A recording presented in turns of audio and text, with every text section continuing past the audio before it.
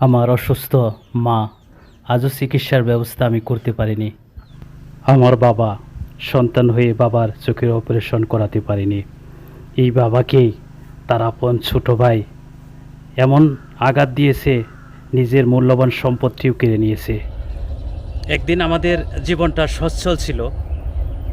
আমার বাবা শুধুমাত্র আমাকে 2বার অপারেশন করিয়ে তার সম্পদগুলো শেষ করে দিয়েছে এবং বড় ধরনের এক প্রতারণার ফাঁদে ফেলেছে তারই আপন ছোটো ভাই, যে ভাইকে সে লেখাপড়া শিখিয়েছিল মানুষের বাড়িতে কাজ করে। সেই ভাইয়ে সে মির্জাপুর ক্যাডেট কলেজে একসময় প্রিন্সিপালের পিএ ছিল ওয়াজেদ আলী।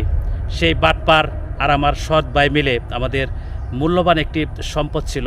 অপারেশনের সময় কিছু টাকার প্রয়োজন হয়, তখন আমার বাবার কাছ থেকে সেই আমি এখন তাকে চাচা বলি না, সেই প্রতারক বাটপার আমার বাবাকে কিছু টাকা দিয়ে সেই জায়গাটি নিজের নামে করিয়ে বিক্রি করে দেয়। আপনারা আমার বাবার সাক্ষাৎকারেই বুঝতে পারবেন যে কতটা প্রতারণার শিকার হয়েছে। আর সেখানে শুধু আমার এই অপারেশন করাতে গিয়ে আজকে আমার পরিবারটা তছনছ হয়ে গেছে। এরকম গল্প আসলে প্রতিনিয়ত ঘটে থাকে।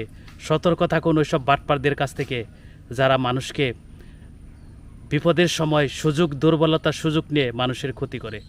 আমার রুটের সাইডে একটু জায়গা আসাল, তাই নিয়ে কিছু ঘর বাড়ি করছিলাম। যখন শুনলাম যে আমার পোলা ফায়ার সার্ভিসে চাকরি করে, ওয়ালটানে আগুন নিবে অ্যাক্সিডেন্ট হয়েছে, তখন টেহার দরকার হইলো। তখন গ্রামের জায়গা বেচা যায় না, ওই রুটের জায়গা বেচার ঘাক ছিল। তখন আমার ভাই প্রিন্সিপালের পি ওয়াজের নাম আসাল, হেঁটি আমারে বললো যে এই রুটের পাড়ের পোলা বাঁচিবেন, রুটের পাড়ের জায়গাটুক সাইডে দাও। আমার ভাই ওয়াজের পিও আমার নগে ব্যাগ কইরা কিছু টাকা পয়সা দিয়া হেঁটি নগে থাইকা বিক্রি কইরা আমার একবার ফকির বানিয়ে দিছ। আমার জায়গা জমি দেশের তা তো নাইকাই, রুটের বাড়ি একটু জায়গা বার ঘর বাড়ি তব সব শেষ। আমি এখন ফকিরের অভাব, আমি চোখে খুয়া দেখি, পায়ে বিষ করে, গিরু বিষ করে, চোখে আমি এখন চলতে পারি না। ওই পোলহান আমি কেমনে মানুষ করুম।